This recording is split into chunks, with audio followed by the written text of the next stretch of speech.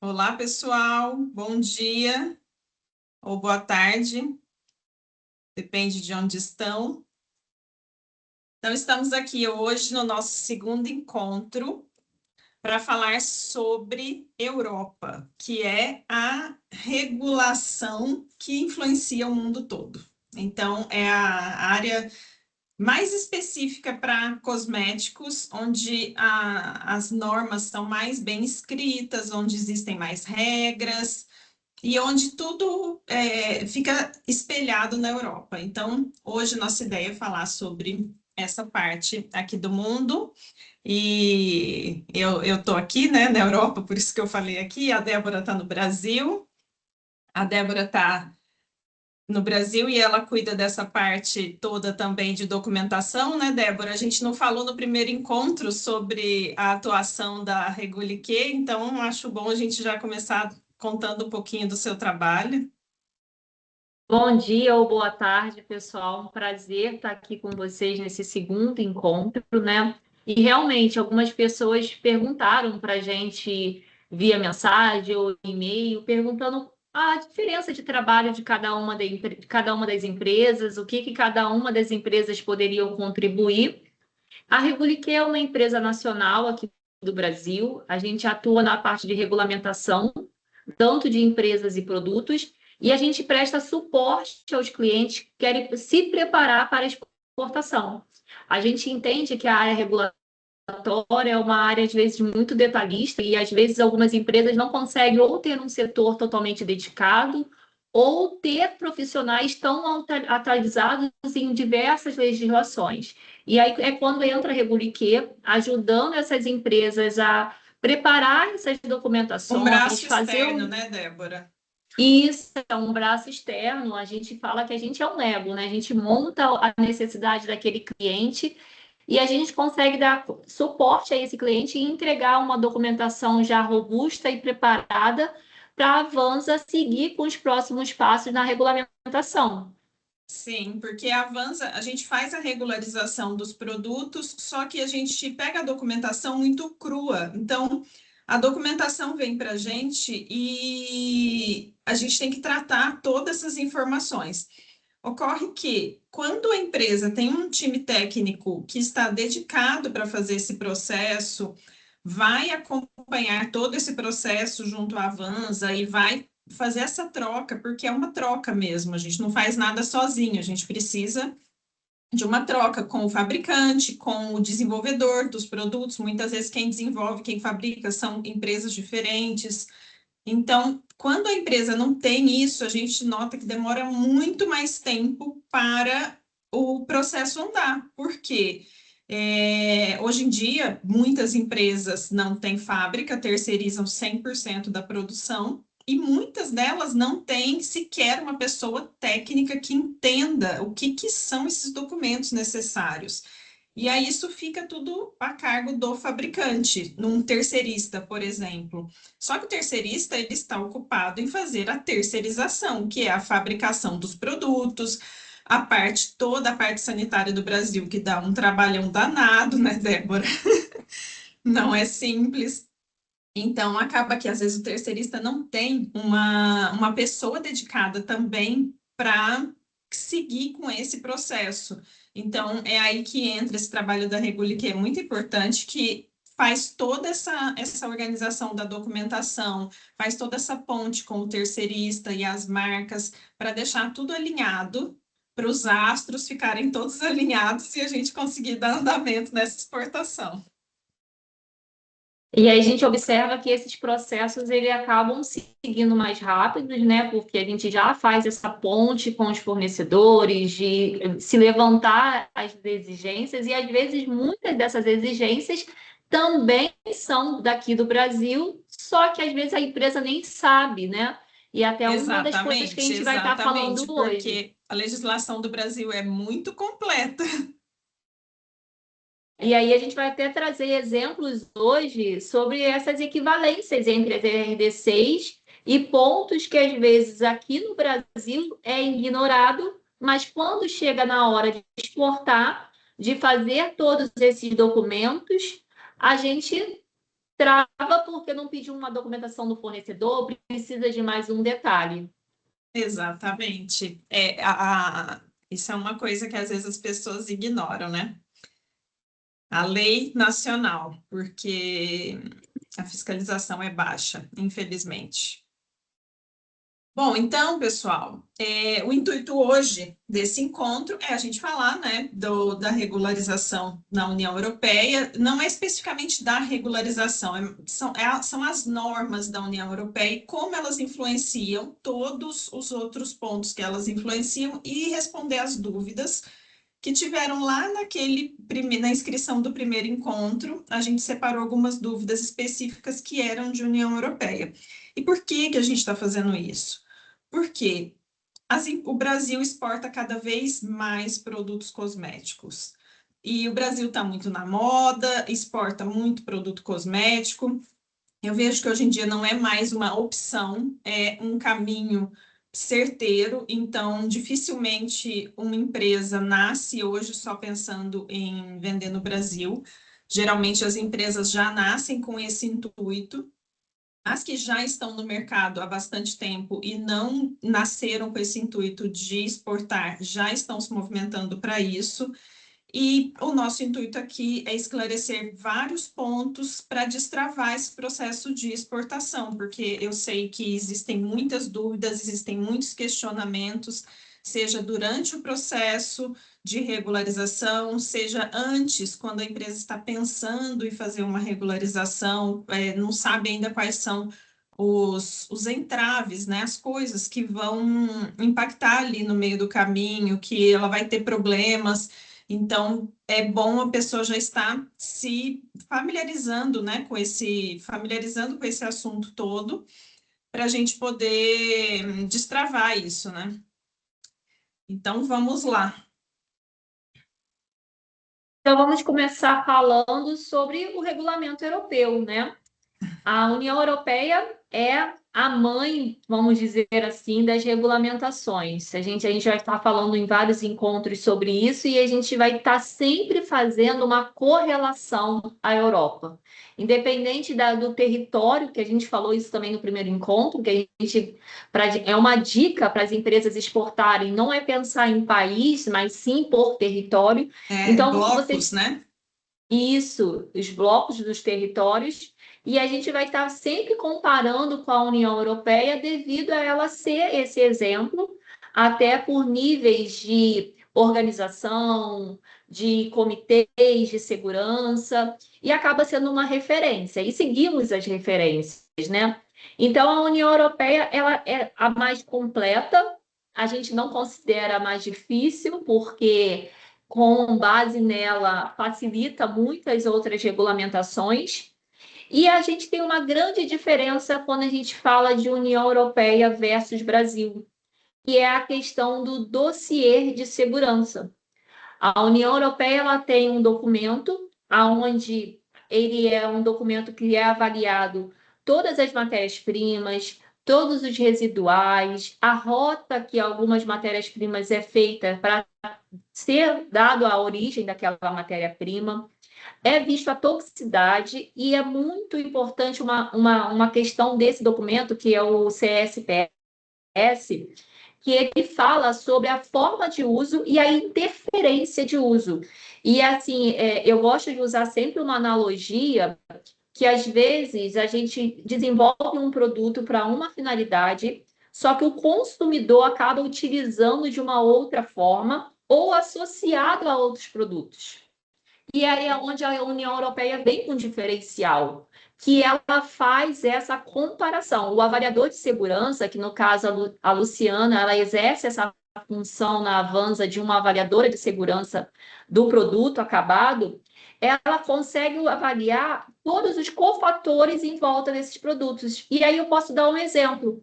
Por exemplo, as pomadas modeladoras. Claro, existe a questão do percentual do etoxilado acima, mas quando que ia se associar a reação desse produto com uma água do mar ou com uma água clorada da piscina, por exemplo? E são pontos que, numa avaliação de segurança, a gente se antecede ao risco, né, Luciano? Sim, na avaliação de segurança, né, a gente faz, são cálculos, né, que são feitos para evitar que sejam feitos. Imagina se cada cosmético que fosse lançado tivesse que ser submetido a milhões de testes para avaliar todas esses pontos, né? Então, a gente usa os dados de testes que já existem, os dados toxicológicos dessas substâncias, que já foram testadas há muito tempo.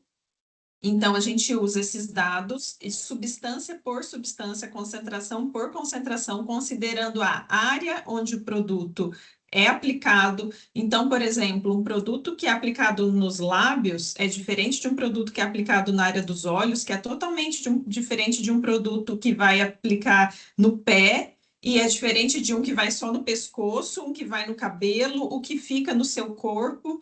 O que você passa no corpo inteiro e não enxágua, por exemplo, um hidratante, é muito diferente a avaliação toxicológica dele de um esmalte, por exemplo, de um shampoo. Então, todas essas exposições, esses pontos de contato, eles são avaliados. Então, existem vários parâmetros que a gente tem que considerar para a gente chegar em um nível de exposição que a gente vai fazer cálculos sobre isso. Então, é daí que sai a segurança. Então, na Europa, por exemplo, a premissa é a segurança. Então, se vocês quiserem uma palavra para definir o regulamento europeu e a conformidade dos produtos, é a segurança. Então, sempre a gente vai a segurança vem acima das outras coisas. Então, quando você tiver entre em uma encruzilhada, onde tem duas opções, e você não sabe, por exemplo, aqui ou eu tenho que fazer desse jeito ou fazer daquele outro jeito, você sempre vai pensar qual é o jeito mais seguro para o consumidor, claro. Não, eu estou falando a segurança do uso. Então, a gente sempre vai pecar pela segurança, sempre o máximo a segurança. Então, toda a legislação europeia está amparada em segurança. Tanto E que aí a eu, avaliação de segurança é o documento imprescindível de ser feito. e é importante falar que esse documento ele tem que ser assinado por um profissional qualificado no território europeu. Então, a gente aqui no Brasil, com uma formação aqui no Brasil, a gente não pode assinar um documento como esse, atestando a conformidade da segurança desse produto, né? Além Exatamente. disso, Além disso, é muito importante na Europa a função do personal report, o responsável person, que seria a pessoa responsável. No Brasil, a gente tem muito responsável técnico e o responsável legal. Na Europa, essa parte ela só é designada a uma empresa ou alguma empresa representante daquela marca, que também Sim, é no uma outra Brasil, opção. você, para fazer uma notificação na Anvisa, você tem que ser uma indústria ou uma importadora, no caso de produtos importados.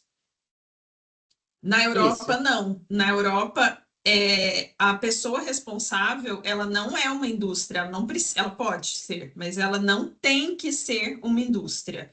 A pessoa responsável é uma figura específica que se responsabiliza pela segurança do produto, sempre a segurança, sempre está tudo amparado na segurança. Então, essa pessoa é quem fala, eu me responsabilizo pela segurança desse produto. A Avanza, por exemplo, que é a minha empresa, ela é pessoa responsável na Europa, no Reino Unido também, que é um caso à parte aqui, que já saiu da União Europeia, mas também tem uma pessoa responsável, tem uma história semelhante.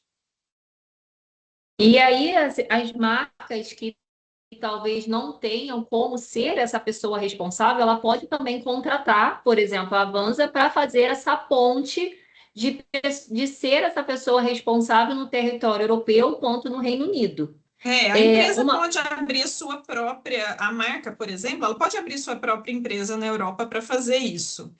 Porém, isso geralmente só vale a pena depois que a empresa ganha uma tração na exportação. Por quê? Imagina, não é nem pelo gasto de abrir a empresa, porque o gasto da abertura da empresa não é um gasto muito alto. Porém, você tem que, para manter essa empresa aberta, você tem que fazer toda a contabilidade dela, você tem regras para cumprir, dependendo do país onde você instala essa empresa. Então, às vezes não vale muito a pena fazer essa empresa se a marca ainda não tem muita atração na exportação. Então, geralmente, no começo, até assim, existem grandes empresas que mantêm uma pessoa responsável externa, justamente porque prefere que não tenha, não seja no nome dela, que seja uma empresa externa, mesmo tendo empresa na Europa, prefere que seja uma pessoa responsável externa que se responsabilize pela regularização e segurança dos produtos.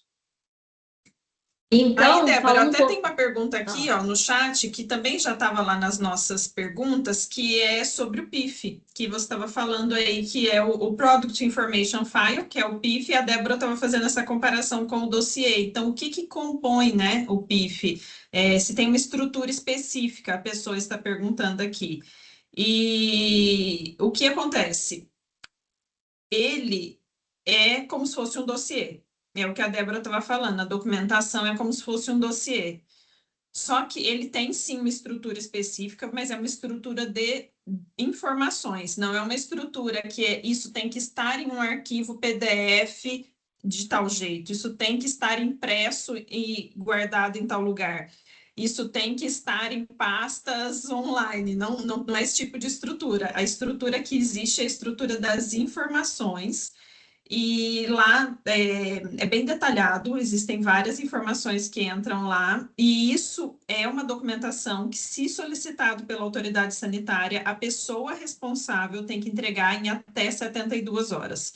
Então, todos os produtos têm que ter esse PIF. Dentro dele vai a avaliação de segurança. e o PIF, ele tem algumas similaridades com o dossiê, que é a fórmula qual-e-quant, os dados físico-químicos e microbiológicos, as especificações também das matérias-primas. Então, é como a gente falou até naquele primeiro encontro, um regulatório iniciando bem feito, ele é o primeiro passo para as empresas exportarem. Exatamente, exatamente. Aí a Tainara que fez essa pergunta, ela até fez uma outra em seguida que eu já vou aproveitar aqui para responder, que a gente já falou dessa questão da pessoa responsável. Ela perguntou se é possível alterar a pessoa responsável. E sim, é possível. Na verdade, você transfere o produto de uma pessoa responsável para outra.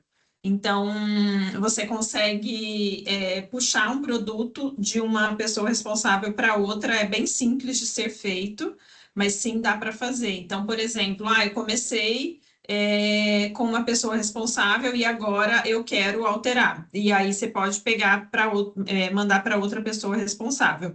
O que acontece é que às vezes isso não é muito necessário, tá? A não ser que a empresa seja, eu confio plenamente na pessoa responsável que fez, eu quero só mudar para minha empresa. É uma coisa comum, inclusive, a gente faz aqui, a gente tem vários clientes que, às vezes, depois de um tempo, resolvem abrir a própria empresa e colocar tudo no nome deles, a gente transfere.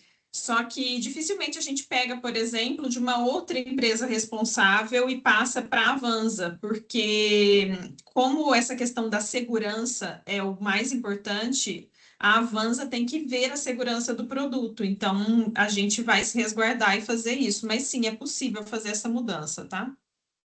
E aí, respondendo um pouquinho a Diana, que ela perguntou se esses dados de segurança estão disponíveis, né? A Lu pode até me complementar, porque realmente é um trabalho de muita pesquisa e cálculo para Não estão, fazer a Diana, avaliação. não estão disponíveis. Então, não existe Assim, uma não é que eles não tabela estão dizendo. disponíveis, eles só não estão compilados em um lugar que você vai entrar e vai falar assim: deixa eu procurar aqui fenoxetanol. Qual que é o LD50 dele, Noael? Não, você não acha isso direto. Você tem que pegar as publicações mais recentes. Tem muita coisa do REACH, que no site do REACH, que você encontra o dossiê, mas tem muita coisa também, muita publicação americana, muita publicação australiana, tem várias, tem muitas publicações. Então, é um trabalho, assim, de caça mesmo, é procurar informações e não existe um lugar onde está compilado. Existem alguns sistemas hoje que as empresas disponibilizam para meio que vendem um acesso com esses dados. Mas eu já testei alguns, mas eu não achei nenhum confiável, porque isso precisa ser constantemente atualizado, e é o tempo inteiro as pesquisas estão sendo feitas e tem que ser constantemente atualizado. E tem mais de 35 mil substâncias no banco de dados da Europa. Então, imagina a quantidade de informações novas que sai todo dia e a atualização disso. Então, é muito difícil manter essas bases atualizadas. Então, não, E, o negócio é pesquisar mesmo, pesquisar cada informação. e tem uma outra questão, porque esse documento é elaborado junto com o modo de uso e as outras interferências que estão ao redor daquele produto. Então, imagina, se eu pego uma tabela que está escrito que o Lauril é X, só que eu tenho esse Lauril, às vezes, associado a um outro produto com outro modo de uso, aí muda totalmente o cenário da avaliação de segurança. Sim, tem uma questão que é a seguinte: geralmente, as restrições que se aplicam na Europa, tanto as proibições, as restrições do anexo 3, as restrições de conservantes, tudo isso já foi considerado a toxicologia. Então, por exemplo, vocês já devem ter visto que tem substância que é permitida em uma concentração, vamos falar, por exemplo, de um ácido salicílico, permitida em uma concentração como conservante, em outra concentração para calosidades, em outra concentração. Para cada função, ele pode ter uma concentração. E essas concentrações estão sempre associadas ao tipo de uso, porque esse tipo de uso determina a exposição.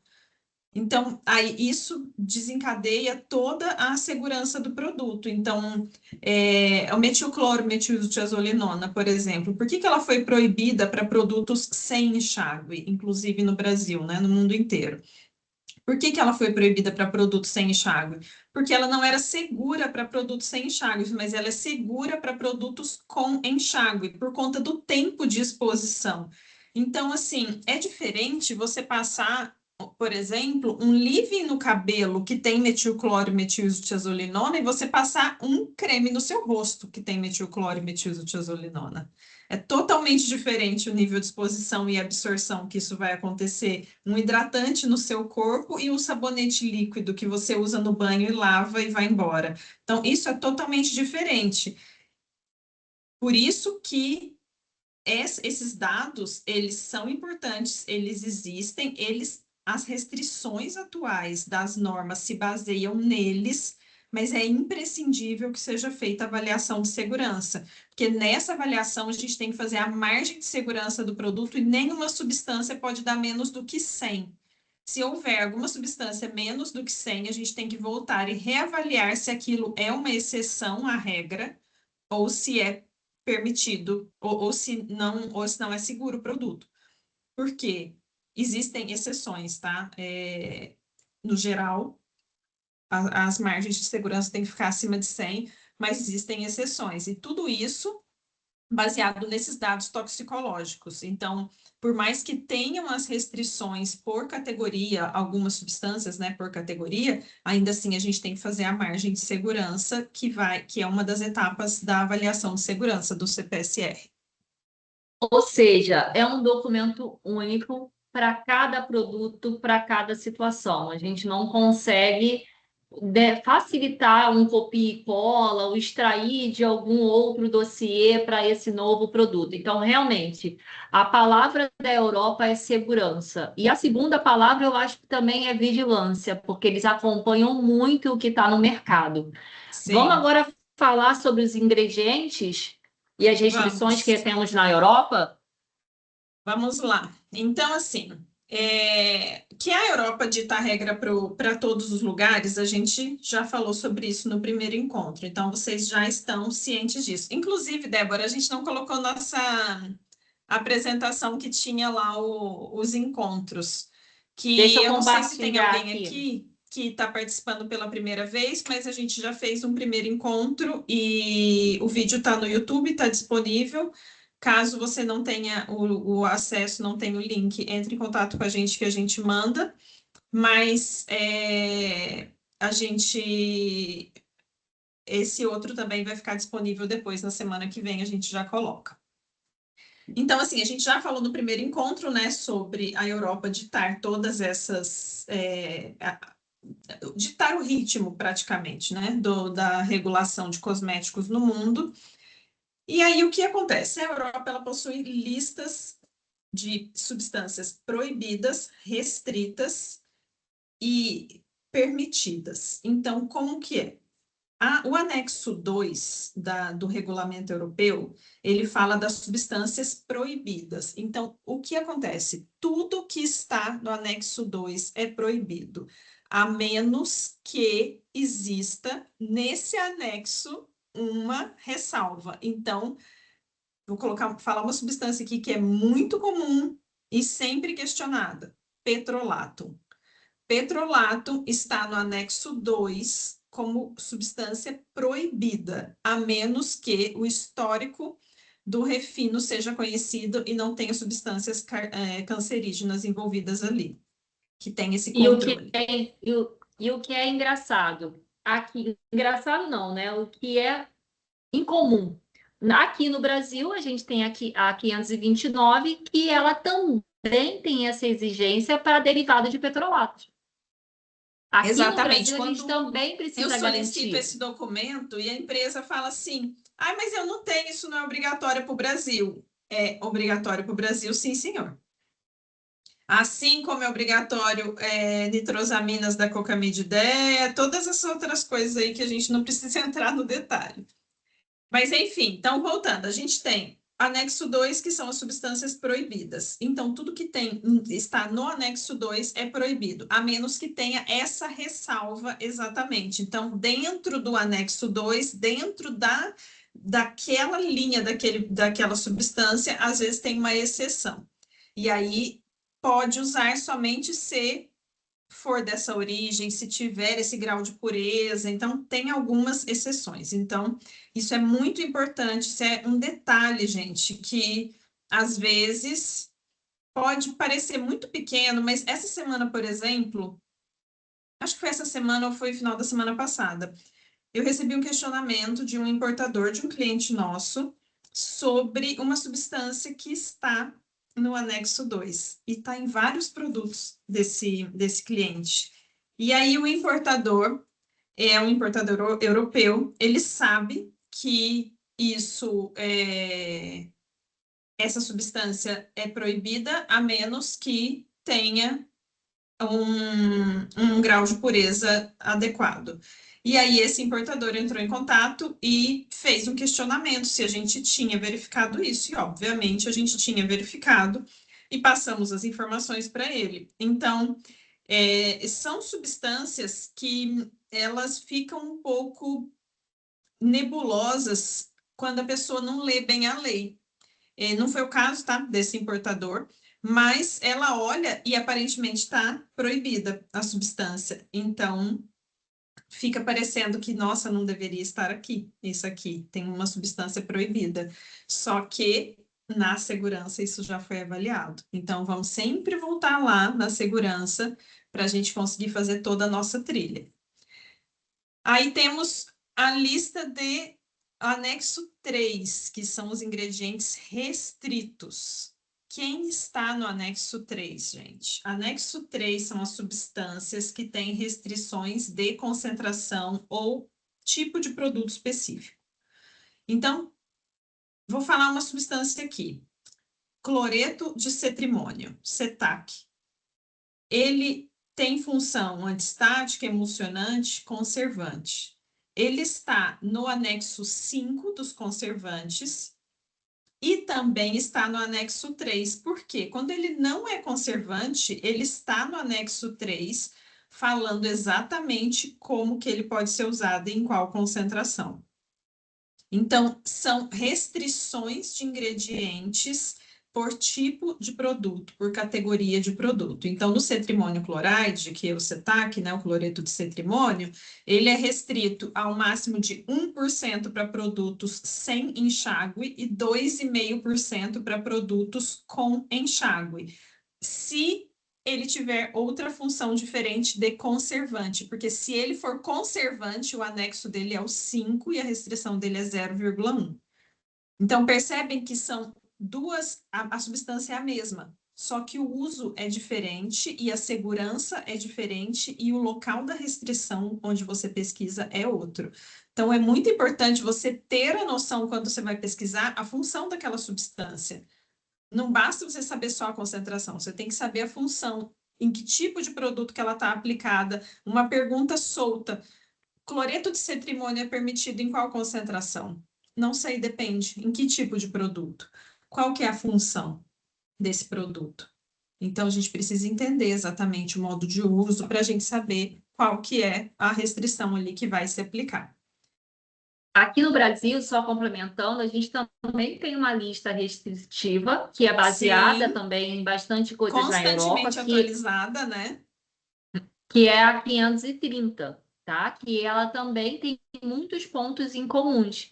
Eu também destaco uma coisa que eu vou sempre bater nessa tecla, é a abertura do blend, porque às vezes um blend tem essa matéria-prima com uma função que, somada ao que a gente coloca na nossa fórmula, pode passar dos valores permitidos. Então, isso é muito importante a Bem gente estar lembrado isso que considerando você está esses valores. falando, principalmente quanto ao cetrimônio. Olha só uma coisa que acontece com muita frequência. O cloreto de cetrimônio, ele nunca é vendido puro, ele sempre está em solução. Então, tem diferentes concentrações ali de solução. Algumas vezes é só água e cloreto de cetrimônio, outras vezes é água, álcool e cloreto de cetrimônio. Acontece que ele é restrito a 2,5% em produtos com enxágue e 1% em produtos sem enxágue. Imagine que eu recebo uma fórmula aqui e não está aberto, não fez a abertura da mistura, e a empresa aplicou 1,5% da mistura pronta comercial, que era a 50%, só que ela não fez a abertura do blend. Para mim, vai parecer que ele está acima, porque não está escrito lá, cetrimônio cloraide, 1,5%. Está fora. Se o produto é sem enxágue, ele está acima do permitido. Acontece que, se ele tivesse feito a abertura do blend, estaria, e fosse um 50%, por exemplo, seria metade da concentração ali, estaria dentro. Então, todas essas coisas são muito importantes. Aqui na Europa, isso passa mais fácil porque tem o olhar da pessoa responsável, do avaliador de segurança, que ele vai olhar para a documentação da matéria-prima. Agora, imagina que você fez todas as suas coisas com base na União Europeia e você vai exportar para a comunidade andina, que se baseia na União Europeia, do jeito que a gente já falou no outro encontro, e você colocou lá cloreto de cetrimônio 1,5%, porque você não abriu bem o blend, não fez a abertura, e eles lá não vão pedir documento da sua matéria-prima, simplesmente vão reprovar o seu produto que você pagou $1.000 para fazer uma notificação, porque custa $1.000 uma notificação na Colômbia, por exemplo. E aí eles vão reprovar o seu produto porque a fórmula está não conforme, está fora da segurança, porque a Colômbia, porque a comunidade andina segue essas regras. Então, a abertura dos blends, a somatória das substâncias que se repetem é muito, muito, muito importante. Inclusive, é uma das coisas que mais reprovam substâncias restritas é a falta de ter feito essa somatória das substâncias que se repetem. Então, próximo. Então, anexo 2, repetindo, anexo 2, proibidos, anexo 3, restritos, aí agora anexo 4. Anexo 4 estão os corantes. São os corantes permitidos para uso. Nesse anexo estão todos os corantes permitidos. Inclusive, tem uma pergunta aqui já da Carla, que ficou um pouco para cima, que eu tinha visto essa pergunta já, que é sobre o Basic Blue e o Basic Brown, que são 2 corantes que ficaram na mira aí, Carla. Eles não estão sendo muito bem vistos. Esses 2 corantes, eles não estão no anexo 4. O que isso quer dizer? Eles não são permitidos para cosméticos. Porque no regulamento europeu está bem claro que os corantes permitidos para cosméticos têm que ser listados nos anexos. Então, os corantes permitidos, ou eles estão no anexo 4, ou eles estão no anexo 3. Se eles não estão em nenhum desses dois, eles não são permitidos. Então, esses 2 corantes, a Carla deve saber, né, do que aconteceu, porque ela perguntou se estão para ser proibidos, e é provável que sim, Carla. A gente não sabe ainda como que isso vai se desenrolar. Foi uma coisa que eu até falei no encontro anterior. Eles já passaram pela etapa de... Desculpa, eles passaram pela etapa de consulta pública, foram submetidos vários documentos para avaliação. O SCCS já fez avaliação e não foi muito favorável. Tá?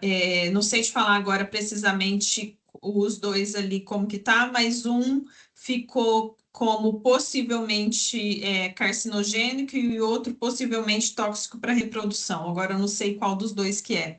Aí não sei te falar exatamente qual que é. Agora, o que vai acontecer? Agora essa avaliação vai seguir para a Comissão Europeia para decidir se aquilo vai ser proibido ou vai ser restrito. Então, tudo vai depender, gente, da concentração, tá? De todo esse estudo, tudo vai depender se o uso que se faz hoje, na concentração que se usa desse corante, ele é um problema ou não é um problema, mas é bem provável que eles sejam ou fortemente restritos ou proibidos. Ainda não sabemos. Por enquanto, não temos nada ainda, tá? Não entrou nada ainda, mas eles nunca estiveram nas listas de permitidos, apesar de muita gente usar. Então, é uma coisa frequente, eu sempre encontro esses 2 corantes especificamente, eu sempre encontro em produtos. Vejo algumas pessoas responsáveis deixando passar, fechando os olhos para isso, porque não está nem no permitido, nem no proibido, tá ali, fica meio no limbo, não tem restrição, não está no anexo 2, vamos deixar. Só que, na verdade, o regulamento ele deixa muito claro que os corantes permitidos estão listados no anexo de corantes ou no anexo de restrições. Então, é o caso desses corantes daí. Então, corantes, pessoal, anexo 4. Sempre olhem o anexo 4 do regulamento europeu. E tem uma coisa, Débora, muito importante nesse assunto aqui. Color index e nome dos corantes. Procure sempre pelo CAS number, porque às vezes você vai se enganar se você procurar só pelo nome, tá? Do corante ou só pelo color index. Sempre pesquise pelo CAS number. E aí, para complementar sobre o corante, né? Aqui no Brasil a gente também tem uma lista de permitidos. É bem importante destacar que a gente falou do anexo 2 e da 529, que são proibidos. Falamos do anexo 3 e da 530 aqui no Brasil, que são os restritivos. Agora a gente vai entrar numa parte que é muito similar Brasil e Europa, que são a listagem dos permitidos. E em corante, é bem importante a gente ver a área de aplicação daquele corante. Muitas das vezes, um corante que a gente usa para cabelo, ele não pode ser usado na área dos olhos. E isso também é comum Brasil e Europa. Isso é muito, e isso acontece com muita frequência. E o contrário também, às vezes ele é permitido com outras funções, mas se for para colorir cabelo, ele não é permitido. Então, é muito importante estar sempre em consulta na hora de desenvolver uma fórmula, porque não é porque a gente já tem um corante permitido para uma aplicação que ele vai ser para outra e a gente vai poder fazer umas simples substituições.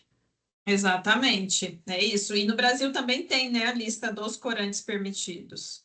Isso, 628 a RDC, de Sim. 2022. Aí depois a gente tem, então, o anexo 5, que são os conservantes permitidos. Então, assim, pessoal, conservante é a mesma coisa no Brasil. Isso é, inclusive, uma coisa que a Anvisa pega muito, muito. É na questão dos conservantes, né, Débora? E é É, o novo sistema agora, ele está conseguindo bloquear muita coisa que no sistema antigo do SGAS não bloqueava, sim, então, principalmente em se não é conservantes. conservante, gente, se a função, se não está naquela lista de conservante, não classifique como conservante. Vou dar um exemplo aqui: fenoxetanol com etilexilglicerin. Uma mistura comercial vendida, várias empresas comercializam essa mistura. O fenoxetanol é conservante, ele está na lista do Brasil como conservante permitido e está na lista da Europa como conservante permitido, até 1%. Apesar da França querer outra história, mas isso é outro caso, a gente fala disso em outro momento, que a França sempre quer reduzir essa concentração ou proibir. Então, assim, ele está na lista, ele é permitido. Quando você for escolher a função dele para colocar lá na sua fórmula, para você cadastrar no sistema da Anvisa, você pode colocar o fenoxetanol como conservante, mas não coloque o etilexilglicerin como conservante, porque você vai cair na malha fina da Anvisa. Porque ele não é um conservante. Ele não é na Europa, ele não está na lista de conservantes, ele não está na lista de conservantes do Brasil. Isso é uma coisa que acontece com muita frequência. É muito frequente eu receber fórmula aqui nomeando o etilexilglicerin, caprililglicol. Posso dar um monte de exemplos aqui. Um monte de aditivos, né, de misturas conservantes que melhoram a performance dos conservantes, mas eles não são conservantes, eles não constam nas listas. Isso gera um grande problema para as empresas. Então, dê o nome certo para cada coisa, separe muito bem. Lista de conservantes, olhem sempre os anexos, Brasil e Europa, eles são muito parecidos, inclusive. E aí a gente aproveita e responde a pergunta da Tainara Soares, que ela perguntou se um ingrediente ele não está na lista de conservante, mas não está na lista proibida e restritiva, ele pode ser usado em outra função? A União Europeia ela tem um banco de dados, que é o COSING, que ele ajuda muito a gente ver a função homologada daquela matéria-prima. Então, se a matéria-prima não tiver nenhuma restrição de impureza, nada em relação a proibições, e você está usando como umectante lá no COSING, ele está classificado como umectante, falando da Europa, sim, você pode usar. Não sei se foi esse o intuito da sua pergunta. Você pode usar, só que você vai classificar ele com a função que está lá. Você não vai colocar ele com uma função que ele não tem. Então, se você colocar a função conservante e ele não está nessas listas, você tem problema em qualquer lugar. Então, você faz toda a sua documentação com base na Europa, fez tudo perfeito, e aí vai lá, submete a sua documentação para um país da América Latina que segue a Europa. Só que você chamou de conservante uma substância que não é conservante. O teu processo vai todo por água abaixo, reprovado. Então, é um detalhe, parece pequeno assim, mas influencia muito isso, muito, muito mesmo. E aí tem uma pergunta aqui da Flávia, que se quando tem divergência nas listas, como que ela faz, né? Se ela quer usar ou a substância. Aí, Flávia, se você quer usar o mesmo produto em dois mercados, você tem que ir pelo mais restritivo. Então, se ele não é permitido em um dos mercados, ele tem que ser substituído. Ou então você vai ter que fazer dois produtos, um para cada mercado. Mas essa é uma prática que eu não recomendo. Por que motivo eu não recomendo? Dificilmente aquele produto aquela substância que é permitida só naquele lugar ela vai continuar daquele jeito por muito tempo. Ela provavelmente vai cair, né, Débora? É só uma questão de tempo. De tempo. É só uma questão de tempo para a Anvisa atualizar a lista e colocar ela também como proibida, né?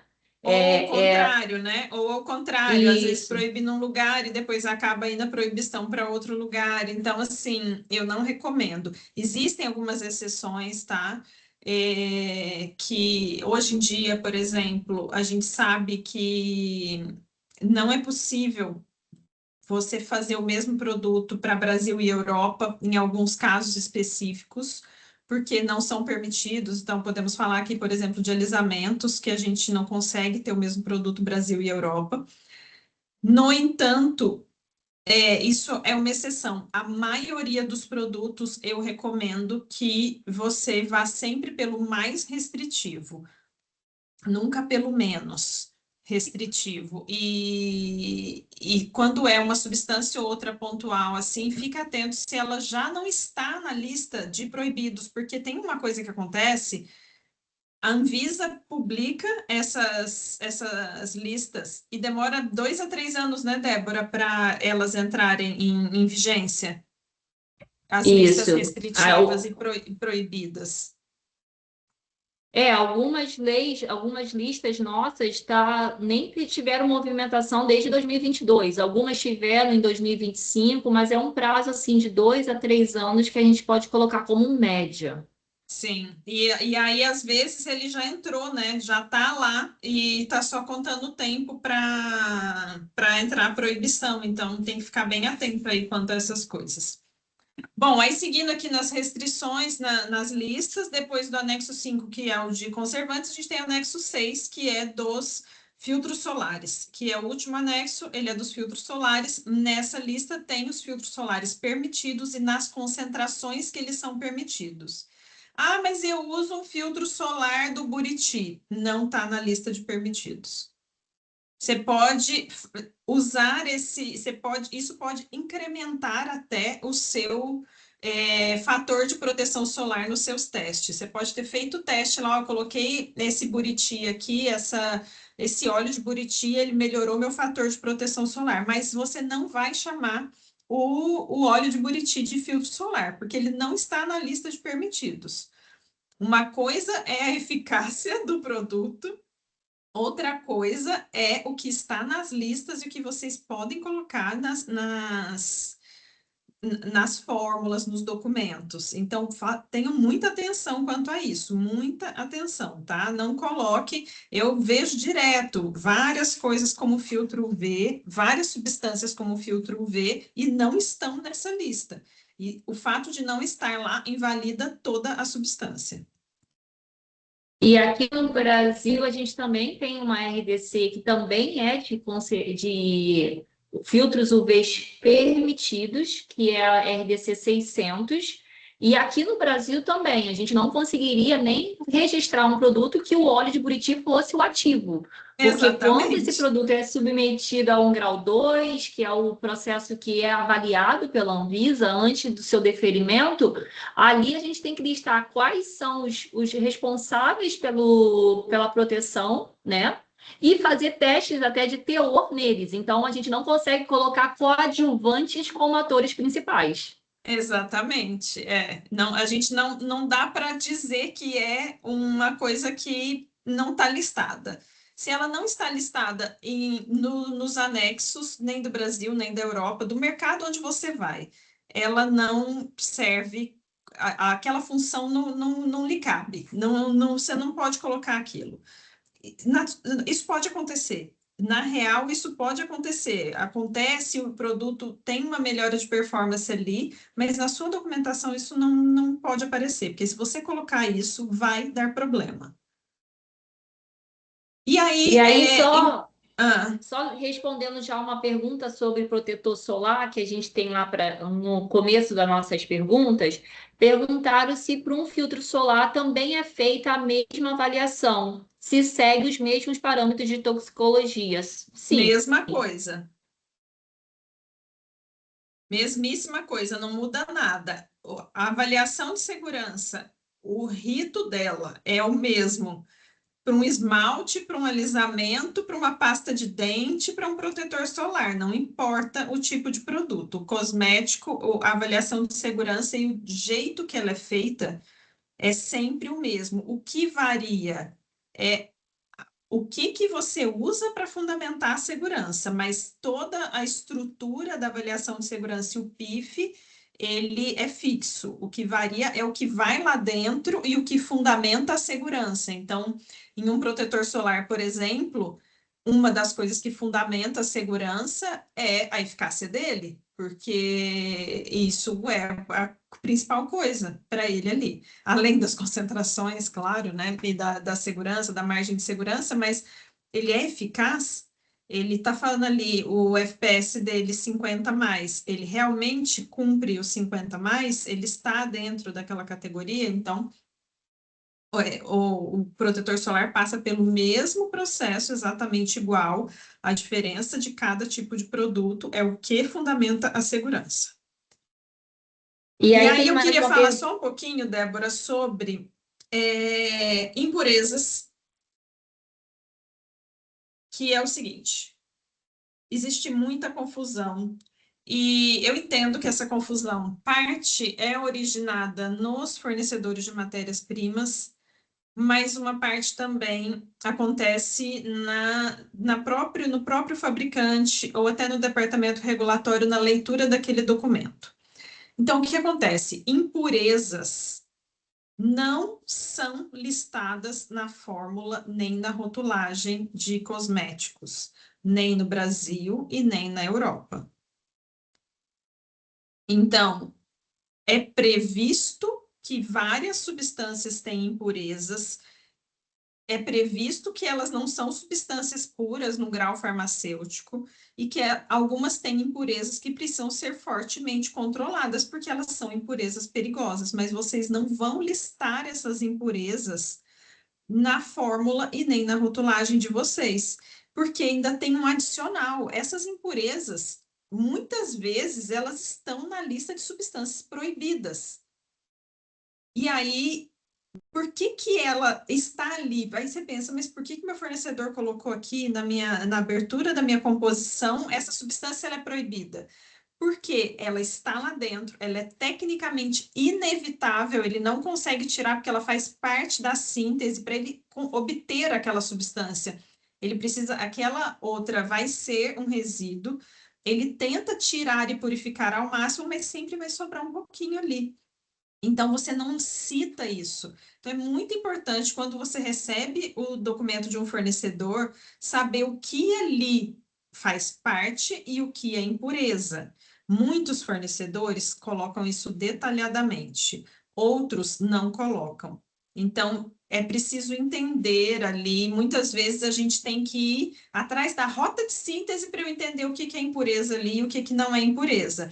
Então, tem muita impureza que é CMR, que é substância cancerígena, mutagênica ou tóxica para reprodução, e que não é permitida em produto. Acontece que ela é tecnicamente inevitável.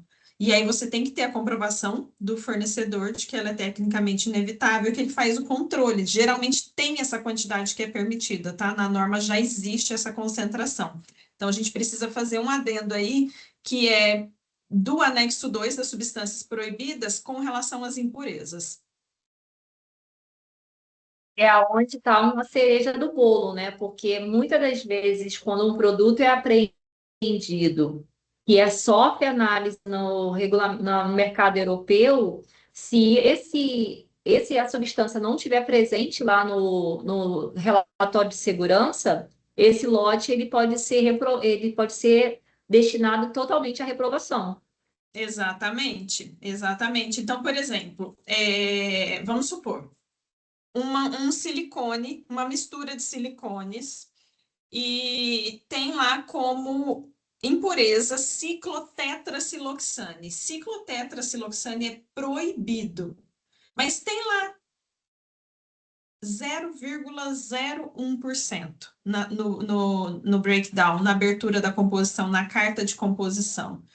E aí, muitas vezes, esses fornecedores de silicone, eles sempre colocam isso, tá? Eles colocam que é impureza na lateral, a maioria coloca. Só que você não leu, não viu que aquilo ali é impureza, você foi lá e listou na sua fórmula, listou na sua documentação, na sua rotulagem. É um problema gigantesco, porque é uma substância proibida que você listou na sua rotulagem. O que vai na sua rotulagem? Tudo que foi intencionalmente adicionado. Impureza não vai na rotulagem. O que foi intencionalmente adicionado? Todas as substâncias, independente se foi você que adicionou intencionalmente ou se foi seu fornecedor, mas se o seu fornecedor fez uma mistura, por exemplo, lauril, água e DMDM-dantoína, você tem que listar DMDM-dantoína. Não foi você que adicionou isso intencionalmente, mas ele adicionou isso intencionalmente. Agora, você não precisa listar o ciclo tetraciloxane, que é uma impureza, as acrilamidas residuais do poliquatérnio, as nitrosaminas, isso não precisa ser listado. Então, tenho muita atenção ao que lista e o que não lista, porque essas listas de restrições, o que é permitido, proibido, o que pode, o que não pode, tem essas pegadinhas da documentação do fornecedor. Às vezes a gente precisa ler 10, 20 vezes aquilo para a gente entender o que é, como que aquela mistura ali se comporta, o que é impureza, o que não é. Tem que ter muita atenção nessa leitura. E, na dúvida, questionar o fornecedor e pegar esse respaldo dele do que é realmente impureza e do que foi adição proposital na fórmula. E aí eu aproveito e falo um pouquinho aqui que a Ingrid perguntou sobre o tocoferol diluído em óleo de girassol. A maioria das vezes ele vem como um antioxidante do próprio óleo de girassol. Então ele é adicionado ao óleo para proteger o óleo. E sim, ele tem que ser listado. E se fosse um BHT no lugar dele, teria que ser listado, que às vezes os óleos vêm com BHT, depende da matéria-prima.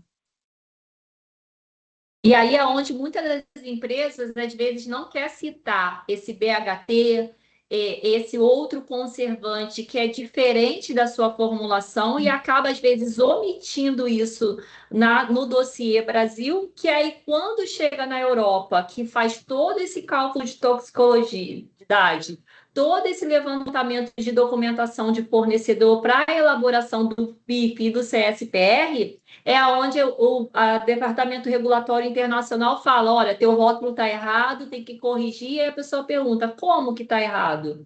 Porque foram substâncias que foram adicionadas, que foram omitidas na rotulagem. E no Exatamente. licenciamento Brasil. É isso, a gente precisa ter bastante atenção na leitura da documentação, pessoal. E se tiver dúvida, não hesite em perguntar para o fornecedor. Não sei se tem algum fornecedor de matéria-prima aqui assistindo a gente, mas vou deixar um recado para os fornecedores serem o mais claros possíveis nessa explicação. E às vezes você é um fornecedor de matéria-prima pequeno, ainda está começando nessa área, se espelhe nos grandes players do mercado, em como eles fazem essa documentação, porque eles deixam muito claro o que é ativo ali, o que é impureza, o resíduo de síntese, como que eles fazem esse controle. Então, tentem se inspirar nessas documentações, que já vai ajudar muito o departamento regulatório a resolver as questões. Então, vamos seguir, senão a gente não vai terminar isso hoje. Queria falar uma coisa sobre os ingredientes. Não acaba, né? A lista dos ingredientes, ela é sem fim. Mas são, na verdade, duas coisas ainda sobre os anexos. Uma é os alergênicos de fragrância, eles constam no anexo 3 de substâncias restritas. E aí aparece lá o que tem que ser listado na rotulagem, se estiver acima de 0,01% para produto com enxágue e 0,001% para produto sem enxágue. Acontece que temos uma questão muito importante relacionada às fragrâncias, pessoal. As fragrâncias, por si só, elas não têm restrições. Só que, na Europa, um dos documentos importantíssimos que compõe o PIF do produto, que compõe a avaliação de segurança, sempre a segurança, é quanto daquela fragrância que pode ser aplicada para cada tipo de produto. Onde que você vai pegar essa informação? Essa informação está na carta IFRA. Então, muitas vezes a gente solicita essa carta IFRA e as pessoas não sabem para que serve essa carta e por que a gente está solicitando isso. Essa carta ela tem que ser solicitada por vocês no dia 0 do desenvolvimento.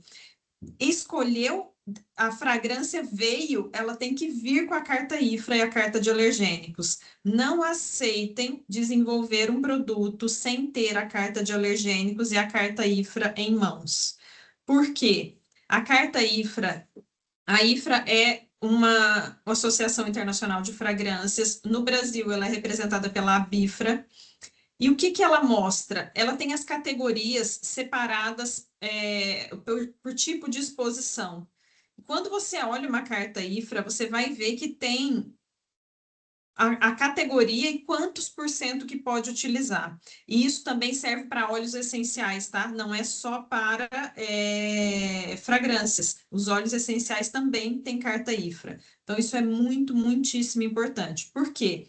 A IFRA, para proteger a propriedade intelectual das fragrâncias, ela fez uma segurança, ela faz como se fosse uma avaliação de segurança individual por substâncias, e aí essa carta é um reflexo dessa avaliação de segurança de cada substância, de cada mistura. Então, ontem, por exemplo, eu estava avaliando um produto e é muito interessante, porque o produto ele era para ser aplicado na área dos olhos e a fragrância podia ser aplicada na concentração 100% para a área dos olhos. Não tinha nenhuma restrição. Porém, se fosse para os lábios, esse produto já não poderia mais utilizar essa fragrância. E olha o que acontece. Esse produto não tinha essa questão. Porém, existem muitos produtos multifuncionais hoje em dia no mercado de empresas que falam para você passar na área dos olhos e aqui nessa região dos lábios, para essas ruguinhas em volta dos lábios, usam o mesmo produto. Essa fragrância não serve para os dois. Se você usar essa fragrância, quando chegar na Europa, vai ser reprovado. Não vai passar, por conta dessa carta IFRA que ela não permite. Aquela, mas por que não permite? Porque tem alguma substância dentro daquela fragrância que não é permitida para usar naquela região específica. Então, é muito importante que vocês vejam isso. No Brasil, essa carta é muito pouco usada, né, Débora? As pessoas quase não usam, deveriam, mas quase não usam. Eu ia até complementar que isso também é importante para a segurança do médico nacional também. Independente daqui não ser exigido uma protocolização, um cálculo ainda, porque eu tenho fé que a avaliação de segurança vai chegar no Brasil também, mas mesmo não sendo exigido, é a reputação do seu produto, é a segurança do seu produto. Depois, lá na cosmetovigilância, começa a vir um montão de casos de irritação, às vezes a pessoa não sabe nem de onde está chegando. E aí também entra o comportamento do usuário, né? Porque mesmo às vezes a gente falando que um produto bastão, por exemplo, é para as pálpebras, às vezes a pessoa vai passar ao redor, em outro lugar. Vai fazer E mau aí uso, que a né? gente vai. Isso, então é muito importante que peguem essas dicas, mesmo não sendo obrigatório para o Brasil e nem sendo hoje. Hoje eu vou exportar ou lá daqui a 2 anos, mas já começa a colocar essa cultura de desenvolvimento, de crítica à documentação do fornecedor já desde agora, independente se os seus planos é exportar daqui a 1 ano, 2 anos ou 10 anos. Sim. E isso serve para qualquer fragrância, tá? Carol está perguntando aqui, não importa. Quase toda fragrância é exclusiva, tá, Carol? As empresas solicitam para a casa de fragrância o desenvolvimento da sua própria fragrância e de quantas fragrâncias quiserem, e geralmente elas são exclusivas. Existem, claro, fragrâncias meio padrão ali no mercado, mas cosmético, e principalmente quem trabalha com exportação, dificilmente usa fragrância padrão de mercado. Não importa o tipo de fragrância, se ela é exclusiva, se ela é para fazer um lote, se ela é para fazer 1 milhão de unidades, não importa. Para todas as fragrâncias e óleos essenciais, precisa carta de alergênicos e carta IFRA, tá? Sempre. Sempre precisa. Então, pessoal, num geral, aqui falando de ingredientes, a gente já falou um tempão de ingredientes, vocês já perceberam que na Europa existem muitas regras de ingredientes e o Brasil se espelha muito nisso. Então, esse é um dos motivos pelo qual a gente sempre fala aqui que a Europa dita a regra para o mundo inteiro. Por quê? Essas listas são públicas, qualquer um consegue entrar aqui na internet e pesquisar essa lista. Ela não está escondida em nenhum lugar. Ela é fácil de achar. Existe um portal que você coloca a substância lá e faz a pesquisa na hora. No Brasil é difícil, por exemplo, você tem que pegar a lei, você tem que ler a lei, procurar onde que está aquilo, não é uma coisa simples. É por isso que a comunidade andina, por exemplo, não vai se espelhar no Brasil. Ela poderia, ela está ali do lado, ela poderia, mas ela não vai fazer isso, ela vai se espelhar na Europa, porque é muito mais fácil para ela para consultar, para ela saber onde estão essas informações. Então, assim, nenhum outro local tem as listas tão organizadas quanto a Europa. E é esse o motivo pelo qual a Europa dita a regra para a maioria dos lugares. Então, Estados Unidos também não tem. Estados Unidos, inclusive, esse é assunto para o próximo encontro, né? Mas as regras as listas são mínimas, praticamente só para corantes. E encontrá-las, às vezes, é um desafio. Exatamente. Porque os corantes têm outros nomes, né? É. Tá, vamos chegar Então, na parte então de rotulagem, que a rotulagem é a materialização do problema. Então, onde que está o problema? Na rotulagem. A Débora, inclusive, queria mostrar aqueles safety gate, né, Débora? deixa eu só me preparar aqui, abrindo E o provavelmente foi pego na rotulagem. Então, o que que acontece? A estrutura da rotulagem dos produtos na Europa não é muito diferente da estrutura de rotulagem no Brasil, tá? É muito semelhante. Não tem posição específica, verso, isso tem que estar na frente, isso tem que estar atrás, não tem. Mas a estrutura é muito semelhante, porque Estados Unidos, vocês vão ver no próximo encontro que a gente tem posições específicas. A estrutura é muito semelhante, então o que que tem que ter? Tem que ter o nome do produto, a marca, a função principal. Função principal, gente, isso tem que ser claro na rotulagem.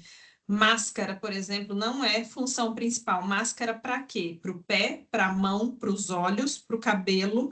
São usos completamente distintos de máscaras. Então, função principal, uma coisa imprescindível, conteúdo nominal, a quantidade de produto que vai ali naquele produto, naquele frasco, modo de usar, lista de precauções, lista de ingredientes, dados da pessoa responsável na Europa, país de origem, imprescindível que tenha país de origem.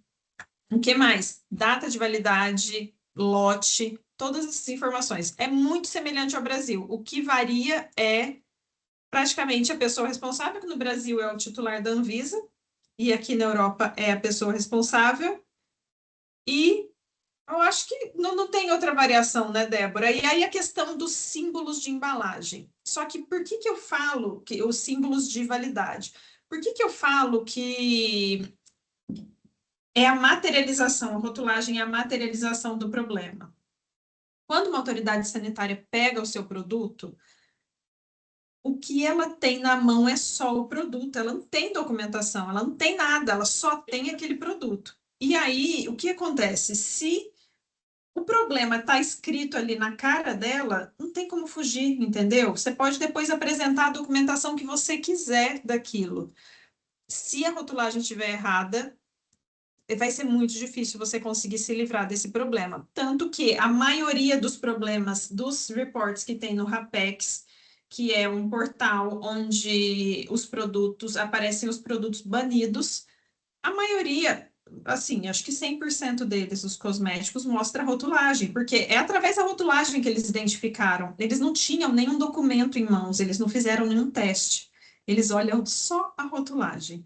Então, uma rotulagem errada basta para o seu produto cair no RAPEX e ser banido da Europa.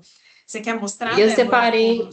separei um exemplo aqui da hidroquinona. Vou compartilhar aqui com o pessoal. Tá, Conseguem ver a tela? sim.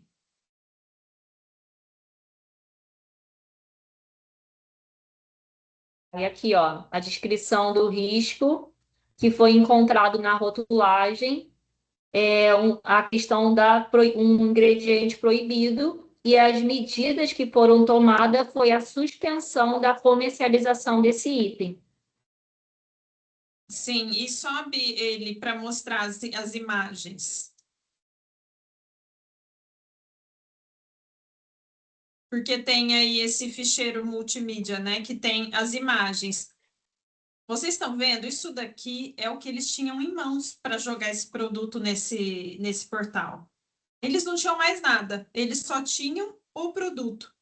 Então, o produto, a rotulagem é a materialização do problema. Então, vocês têm que ter muito cuidado com a rotulagem. Nunca se faz uma rotulagem antes de ter toda a documentação 100% aprovada. Nunca. Isso é um grande erro. Perde-se muita embalagem por esse motivo. Sempre você tem que ter tudo alinhado, toda a documentação em conformidade para depois você escrever a rotulagem, porque é na rotulagem que você reflete toda a documentação.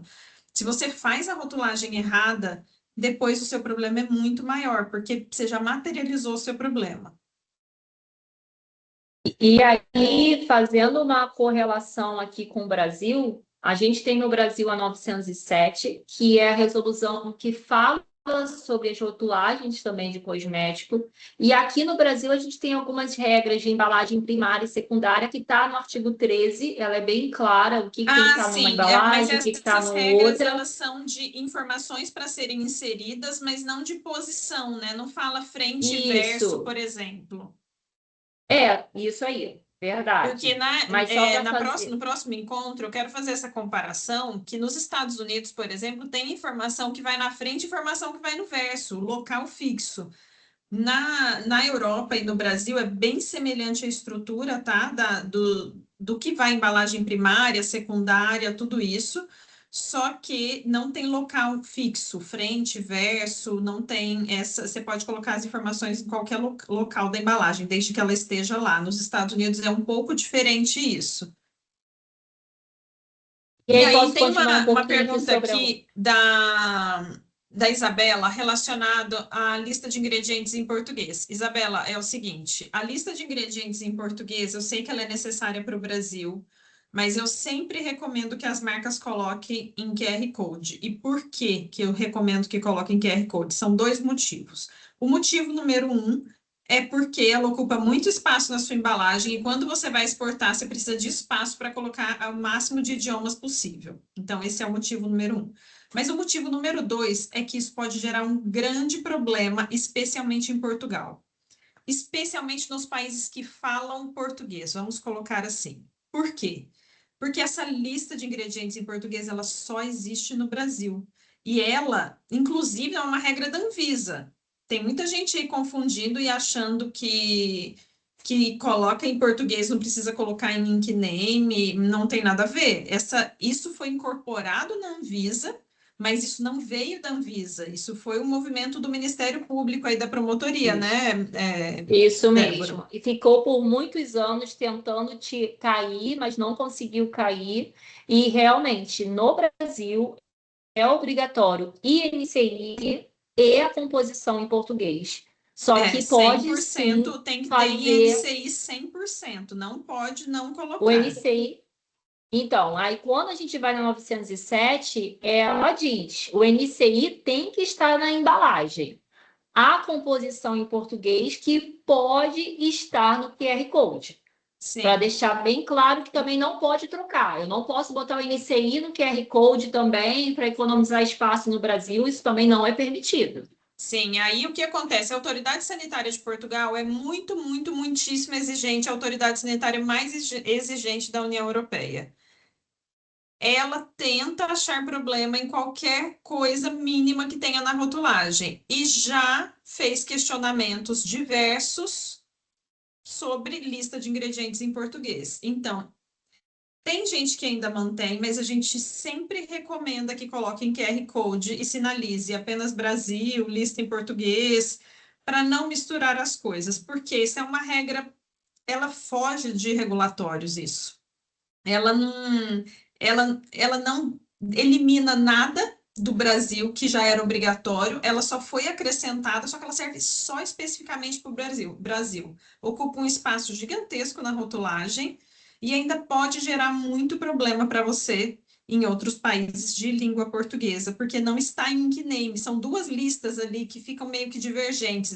Esse que é o questionamento de Portugal. O Infarmed de Portugal questiona isso, que isso gera confusão para o consumidor, que ele não sabe mais onde que ele tem que olhar, uma vez que ele só tem que olhar em Inkiname, porque o Inkiname é universal, todo mundo sabe, não aquela lista em português. Então, precisa, sim, ter uma atenção especial para esse assunto aí. Agora, eu queria falar um pouquinho, a gente já está estourando o nosso tempo aqui, mas vamos seguir, e depois, quem não puder ficar, pega a gravação para assistir, né, Débora? Sim, sim. Eu posso Que eu queria respondendo falar um rapidinho pouco duas? sobre period after opening e prazo de validade, que é o seguinte, isso não existe no Brasil, então fica uma zona meio nebulosa, um pouco cinzenta aí para o pessoal. Period after opening é aquela latinha aberta indicando quantos meses após aberto o produto pode ser consumido. Consumido, né? Esses produtos são todos de uso externo, mas vamos usar esse termo consumido. Esse símbolo ele só é permitido para produtos que têm validade acima de 30 meses. 30, pessoal, não é 36. Às vezes eu escrevo 30 e a pessoa fala, 36. Não, 30. É realmente 30. Produtos que têm validade acima de 30 meses. O que a União Europeia assumiu nesse caso? Se o produto tem validade superior a 30 meses, ele é muito estável. Então, eu não preciso colocar um prazo de validade nele, e o prazo de validade começa a contar quando a pessoa abre, só que aí é um prazo muito menor. Você não vai ter 36 meses depois que a pessoa abriu, você nem sabe quanto tempo aquele produto ficou na prateleira, quanto tempo que ele ficou estocado, então você tem que dar um prazo menor. Produtos que têm validade inferior a 30 meses não podem usar esse símbolo. Não é aplicável. Validade inferior a 30 meses. Se o produto tem validade de 24 meses, esse símbolo da latinha aberta não é aplicável. Então, isso é uma coisa que acontece com muita frequência. Muita gente aparece com o símbolo da latinha do Period After Opening e tem 24 meses de validade. Isso não é aplicável, tá? Como faz para saber esse período, esse tempo?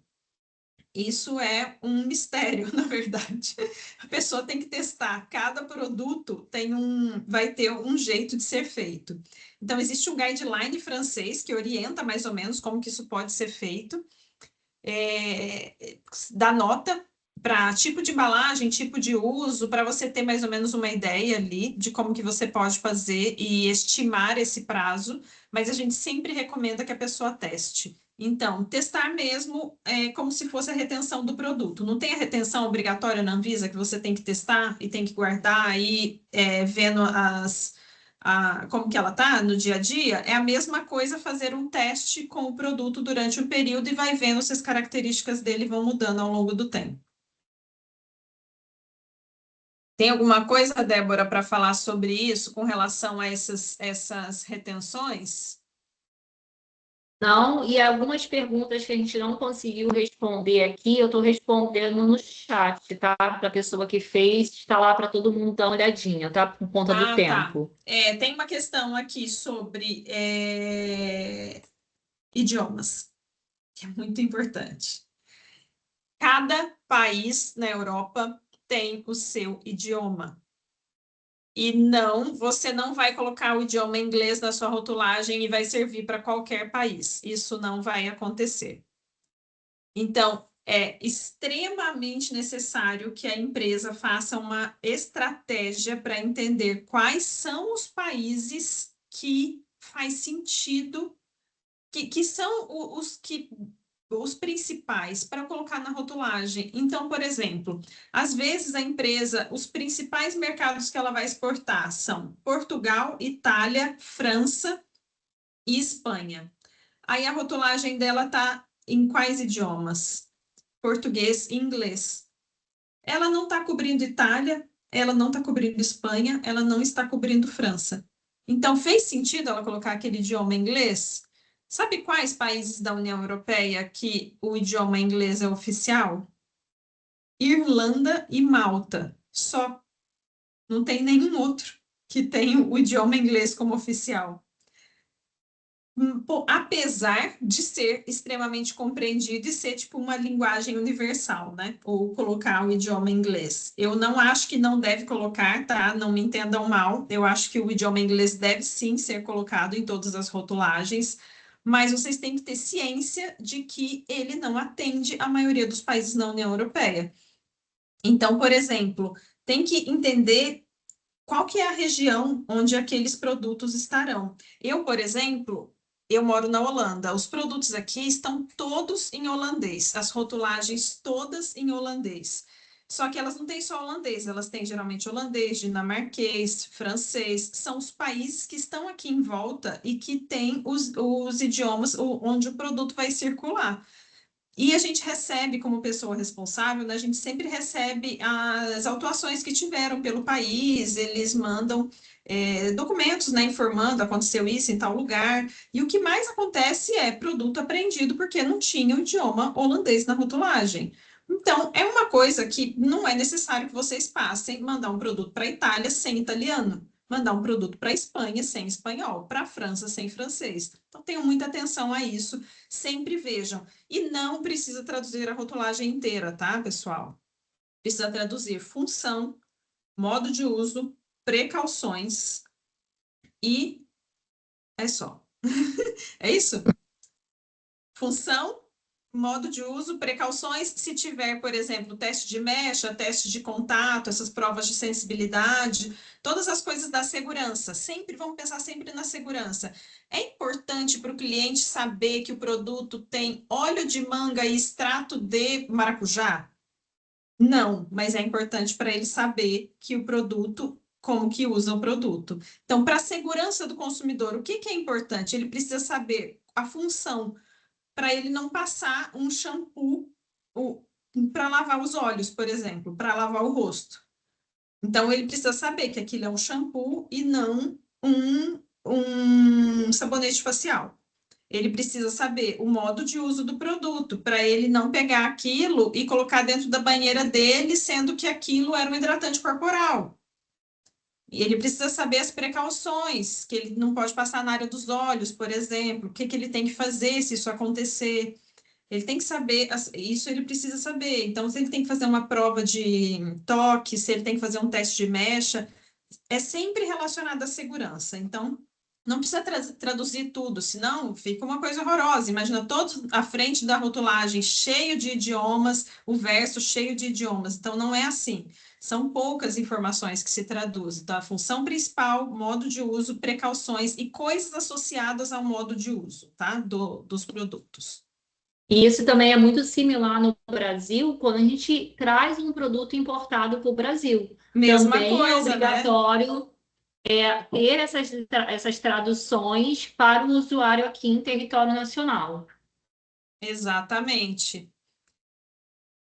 Vamos falar um pouquinho de claims, Débora, que isso é uma coisa que atormenta muito o pessoal, e eu entendo, porque às vezes a empresa passa tanto tempo, né? O marketing se dedica tanto tempo àqueles apelos, a deixar tudo o mais agradável possível para o consumidor, e aí quando vai para uma regularização na União Europeia, tudo isso é limado e mandam remover tudo porque não tem comprovação, ou porque aquela comprovação não é suficiente, não é robusta o suficiente. Então, assim, quais são as regras, pessoal, dos claims?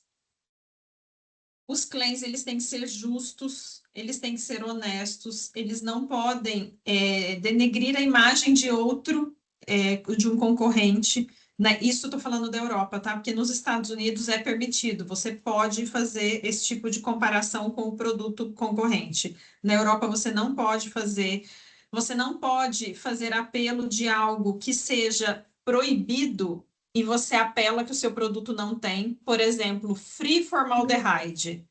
O formal não é permitido, não é um diferencial isso. Se você coloca que o seu produto não tem formol, é como se você estivesse dizendo para o consumidor: olha como eu sou diferente, o meu não tem formol, o do vizinho tem, mas formol é proibido. Então, você não pode falar que não tem algo que seja permitido, porque você passa a imagem de que aquilo que você falou é ruim para ruim, o consumo. não é seguro. Então, o produto que tem não é seguro. Então, vou dar um exemplo.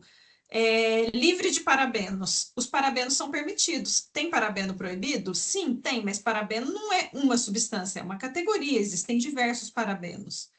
Então, você não pode falar que o seu produto é livre de parabenos. Por quê? Porque os parabenos são permitidos e você passa a imagem para o consumidor que o produto que não tem parabenos é mais seguro do que o produto que tem parabenos. Tá vendo como sempre a gente volta na questão da segurança? Então, sempre que vocês pensarem em apelos, voltem sempre para a segurança. Fala, onde que isso afeta na segurança do meu produto? Onde que isso afeta na segurança do consumidor? Onde que isso toca o ponto da segurança e do consumidor ao mesmo tempo? É lá que vocês vão achar a resposta. E aí, tem alguns apelos relacionados, por exemplo, a incremento de funções, de atividades dos produtos. Então, por exemplo, o apelo reconstrução em um produto cosmético e um produto de cabelo. Isso é bem comum, esse apelo reconstrução. Dá para fundamentar? Dá para fundamentar com base na formulação, mas o ideal é que seja feito um teste de eficácia que demonstre a massa do produto, do cabelo, antes e depois do uso do produto. Então, tenham sempre em mente que a gente precisa ter algo que seja palpável. Aí você vai me falar assim: ah, Luciana, mas o meu produto tem um monte de aminoácidos e tem várias proteínas hidrolisadas aqui que vão aderir à fibra e vão fazer essa reconstrução. Tá, eles podem ter, mas qual que é a sua garantia de que aquilo vai aderir ao cabelo? Qual a afinidade daquele produto? Como que a gente tem como garantir isso? Então, a gente precisa arrumar artifícios para garantir isso. Às vezes, a gente consegue extrapolar da documentação de um fornecedor. Então, é muito importante também vocês pedirem, solicitarem ao fornecedor testes. Não é um boletim técnico, gente. Então, assim, às vezes me aparece aqui uma pessoa com boletim técnico escrito lá assim, ó, essa mistura faz proteção térmica, formação de filme e protege a cor e tal, mas não tem nenhum teste. O fornecedor colocou o que ele quis lá naquele documento e vocês estão usando aquilo sem ter nenhuma comprovação. E aí depois não tem como sustentar, entendeu? Na documentação, porque não tem teste. Como que eu vou sustentar aquilo na documentação? Então, solicitem os testes. É possível 100% das vezes extrapolar o resultado do teste para o produto acabado? Não, não é 100%. Algumas vezes é possível, mas sempre peçam e vejam a concentração que foi feito o teste, muito importante. Às vezes o fornecedor fez o teste lá com 5%, você está usando 0,5%, ou seja, o teste não vai te servir de nada. E vejam a robustez daquele teste, se ele tem aderência com o teu produto. Às vezes ele não tem nada a ver com o seu produto. Então, a gente precisa estar muito atento a isso. Então, os apelos de rotulagem, eles precisam ser fundamentados. Às vezes dá para fundamentar com documentação de matéria-prima, com testes específicos. Às vezes a gente fundamenta apenas pela função do produto, a função da substância. Então, aquilo já é um conhecimento, a gente já consegue uma literatura técnica que a gente consegue fundamentar aquilo. Às vezes, a gente precisa realmente de um teste no produto, não tem como. Tem que fazer um teste. Não dá para falar que o produto faz proteção térmica de cabelo até 230 graus se não tiver um teste. Isso não dá para extrapolar de uma matéria-prima. E também falar que aqui no Brasil, na 907, ela também diz que a o rótulo, imagens, links eletrônicos também não pode induzir o engano, erro, Não pode confusão ter das apelos suas propriedades, terapêuticos. procedência ou natureza. Então, são coisas muito similares também que existem no Brasil.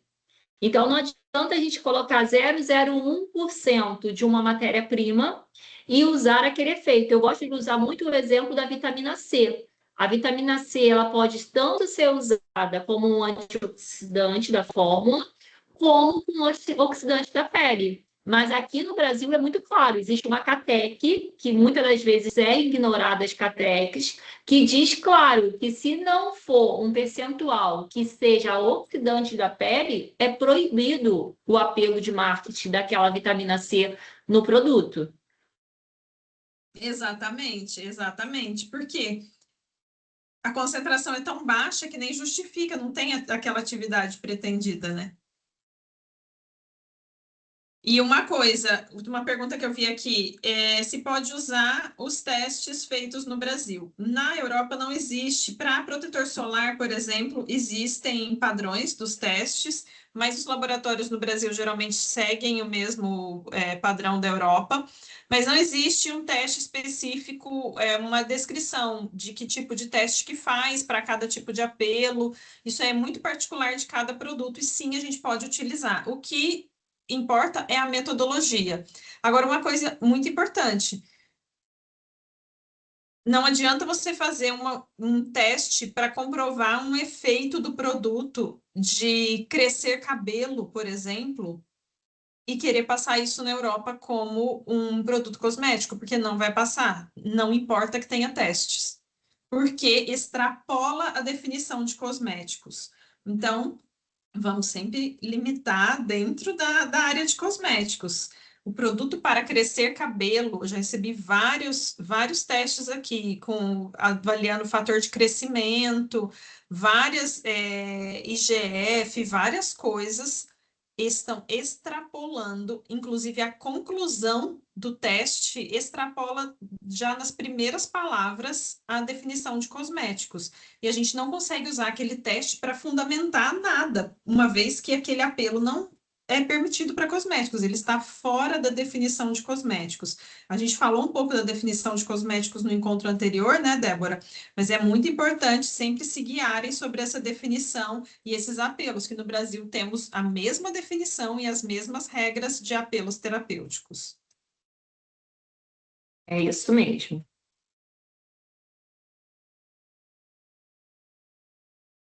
Pode ser um teste realizado em uma instituição de ensino na União Europeia? Sim, pode, depende da metodologia. Não tem, a questão não está no local onde foi feito, mas sim na metodologia que foi aplicada. Não tem, atualmente não existe na Europa essa obrigação de laboratórios certificados, esse tipo de coisa, porque isso meio que cria um ambiente de exclusividade, que é algo que não faz parte da premissa do regulamento de cosméticos. A premissa é que seja seguro e não que seja exclusivo, e não que seja restrito a alguns locais. Então, a gente não precisa escolher um laboratório cheio de certificações. Para alguns casos, tá, gente? Precisa. Estou falando de testes para apelos aí, apelos de rotulagem. A gente não precisa ir atrás de um laboratório certificado para isso. Que mais que temos aqui? Estou olhando as perguntas. A gente não falou nada sobre o Reino Unido, mas é muito importante a gente dar uma pincelada aqui, que depois que o Reino Unido saiu da União Europeia, então pós-Brexit, o Reino Unido replicou as normas da União Europeia. Se você faz União Europeia, você está 90% coberto para Reino Unido, só que Reino Unido é outra regularização. Outra pessoa responsável, a pessoa responsável tem que estar estabelecida no Reino Unido. A gente, inclusive, tem a Avanza Europa e a Avanza Reino Unido, porque a gente tem a pessoa responsável de lá, separada, que é outra pessoa responsável, vai outra informação na rotulagem para o Reino Unido da pessoa responsável. Mas as listas são iguais, eles têm feito algumas considerações sobre substâncias, mas ainda seguem as principais, as listas da Europa do mesmo jeito. Então, Reino Unido, pessoal, não está dentro da União Europeia. Regularizou o produto na União Europeia, não dá para ir para vender no Reino Unido. Quer regularizar no Reino Unido é outra notificação, é outro processo, é outro PIF, tudo diferente. Inclusive, o Safety Assessor do Reino Unido, que faz a documentação do Reino Unido, tem que ter o diploma validado no Reino Unido. Então, é muito importante que a gente fique atento a isso, porque ele saiu da União Europeia. Teve um prazo de transição, tá? As empresas tiveram esse prazo para transicionar, mas esse prazo já acabou, já tem um tempo, acho que foi em 2021 que acabou.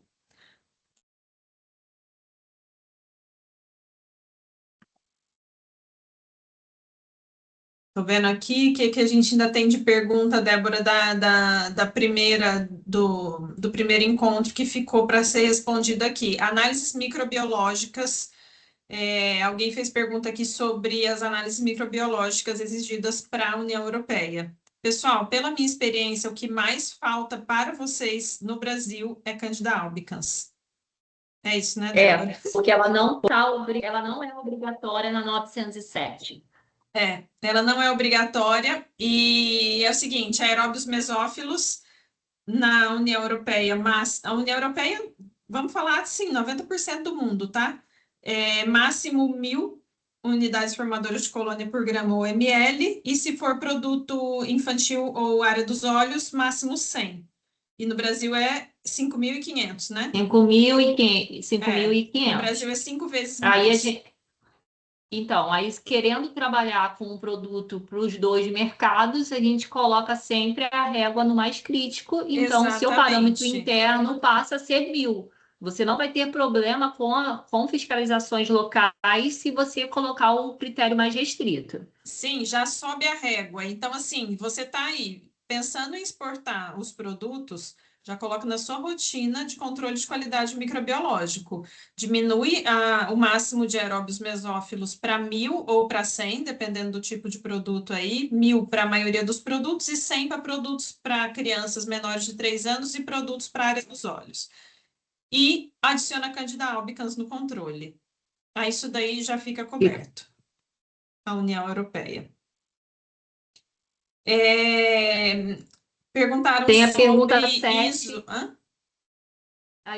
E falamos juntas, eu ia falar, tem a pergunta 7. Sim, que é da ISO É a que GMP. você está lendo. Quais países que exigem que a indústria tenha? Pessoal, é o seguinte, a União Europeia, o regulamento de cosméticos, ele é único na União Europeia e nenhum Estado-membro pode colocar nada que seja acima daquilo.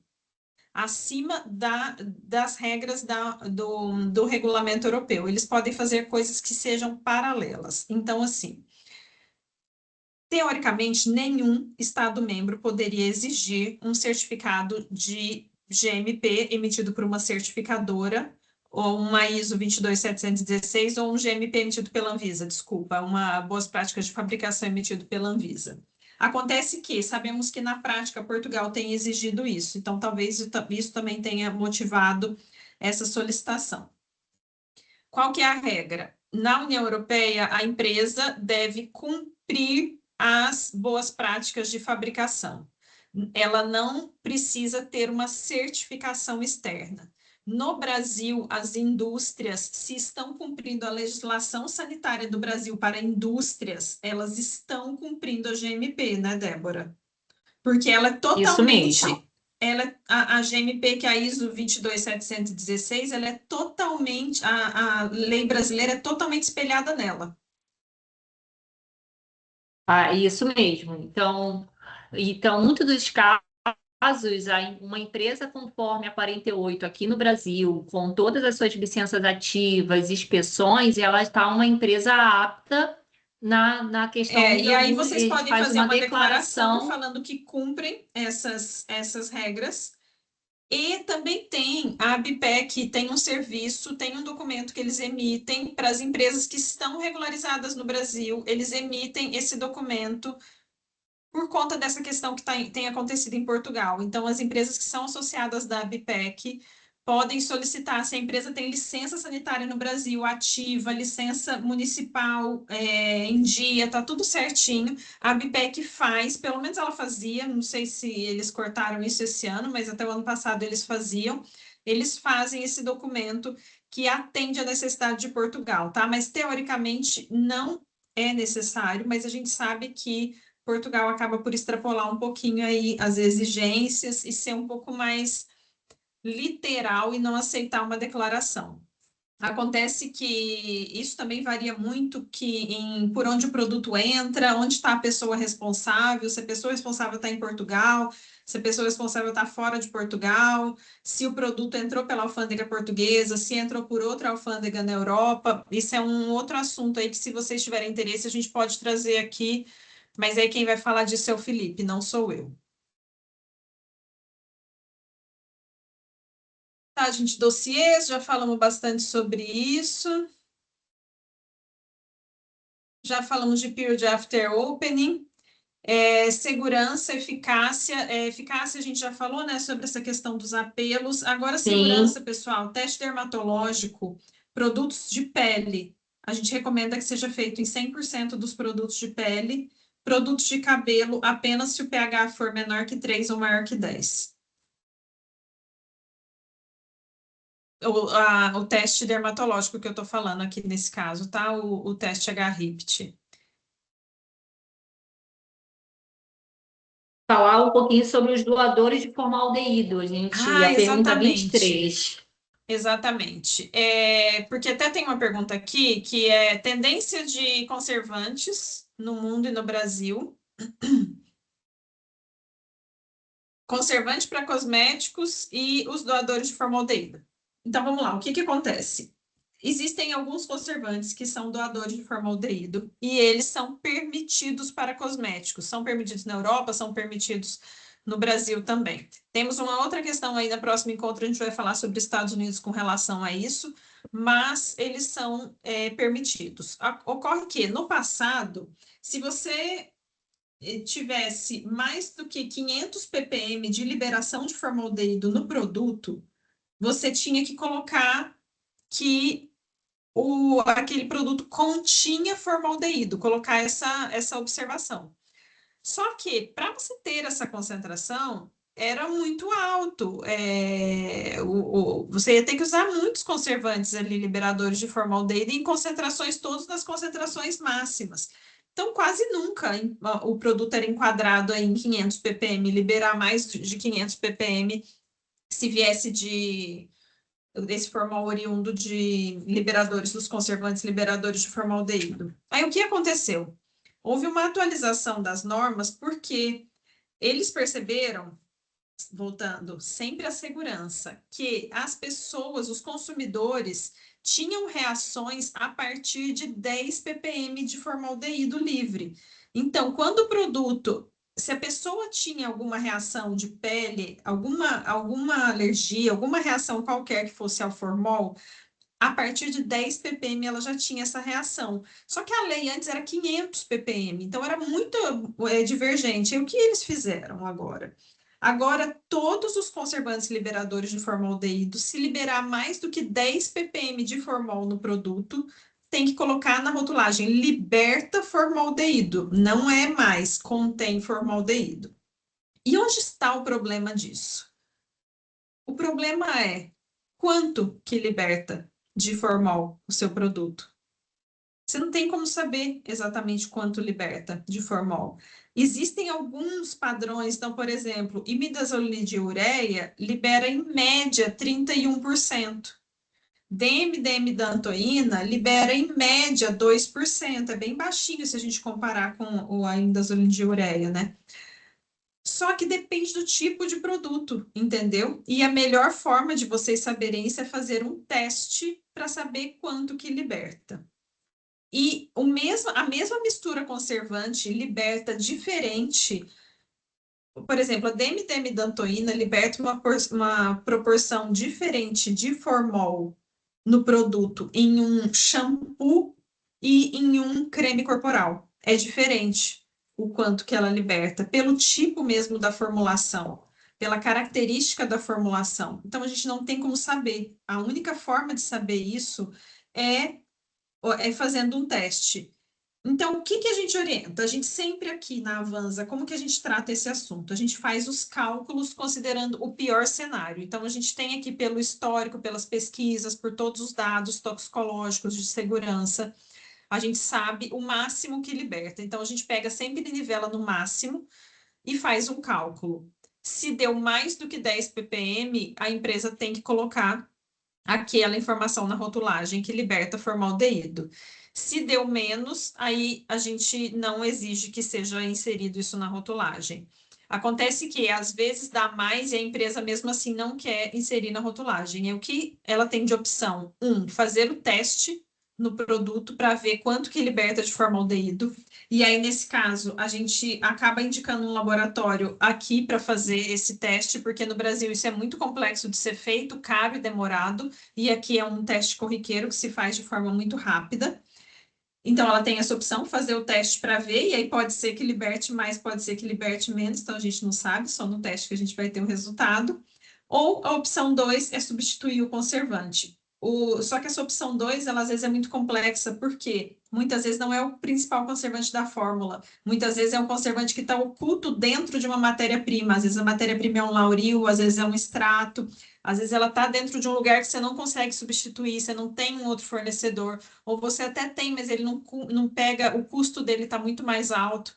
Então, fica ali aquele entrave para decidir se vai para o lado de listar na rotulagem liberta formaldeído, que é muito negativo, né? Esse alerta para colocar na rotulagem.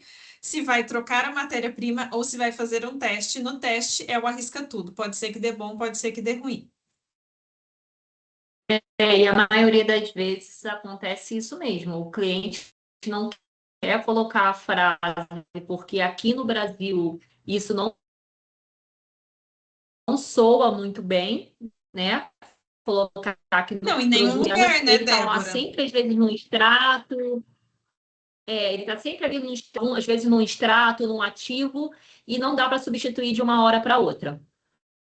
Exatamente. E aí fica essa questão. Então, assim, são permitidos, tá? Os liberadores de formaldeído na Europa, da mesma forma que são permitidos no Brasil. Não existe, não teve uma nova restrição para eles. O que teve foi essa diminuição da concentração que você tem que fazer o alerta sobre formol.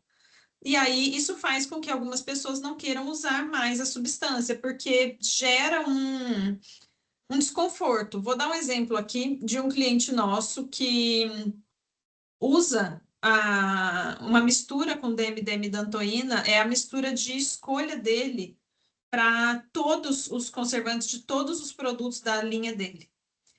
E ele mandou fazer testes. E olha só que interessante, os testes de máscara e de shampoo com a mesma concentração do conservante deram completamente diferentes, seguindo o que a gente já imaginava pelos estudos que a gente tinha. Porque existem estudos mostrando quanto que libera mais ou menos a DMD-midantoína, que varia conforme o tipo de produto. A imidazolina de ureia não varia tanto, tá? Mas a DMD-midantoína varia bastante conforme o tipo de produto. A gente já imaginava que daria diferente, e sim, ele conseguiu verificar isso. E aí, o pior,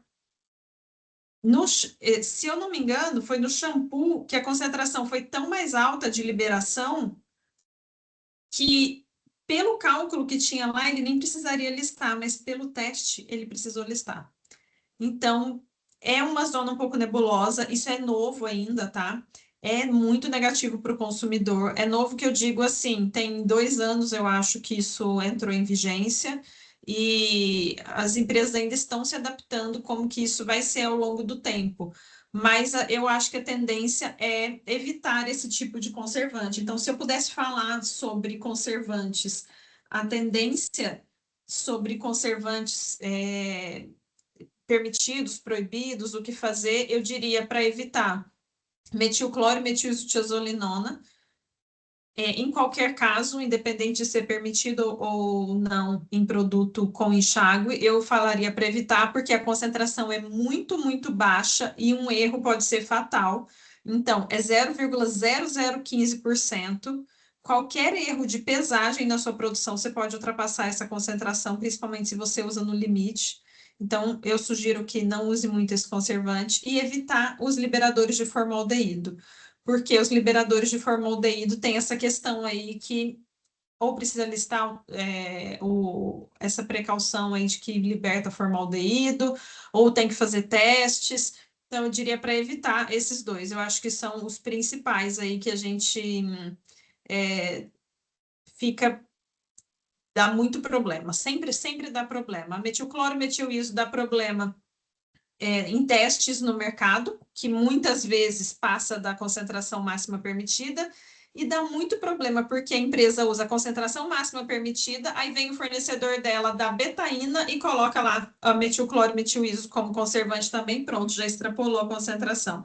E aí ela não sabe, não fez, não abriu o blend direito, não percebeu aquilo, chega no mercado e passa por um teste. E aí vem o problema. Eu acho que é isso, eu acho que cobrimos aqui a maior parte das perguntas. Tem uma pergunta aqui que tinha ficado que é sobre ácido glioxílico, mas já falamos no encontro anterior sobre isso, um tempinho sobre isso. Então, quem tiver interesse no primeiro encontro, tem lá a explicação de que ponto que está o ácido glioxílico na Europa, mas basicamente está na consulta pública, tá? Se alguém quiser saber mais detalhes, vê lá o encontro 1 que está disponível o vídeo. Você acha que ficou mais alguma coisa aqui, Débora, que a gente não falou? Pelo que eu bati aqui, não, a gente passou tudo. Lembrando do nosso próximo encontro daqui a 15 dias, a gente colocou o link da inscrição novamente no chat. A gente precisa que as pessoas se inscrevam, porque pela lei da proteção de dados, a gente não pode enviar novamente o link.